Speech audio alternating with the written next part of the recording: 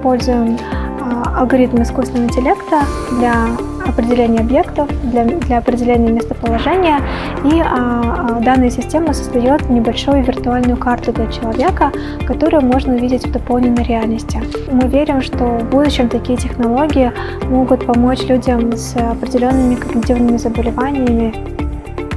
Болашақта көптеген профессияларда осы ChatGPT-ді қолдана білу, менің ойымша, қажет болады. Ол адамның еңбек өнімділігін арттырады. Мысалы, бір тапсырманы қысқа уақытта істеуге көмектеседі. Қазақ тілінде 42 әріптен тұратын кирилл алфавитінің өзгертілген нұсқасы қолданылады.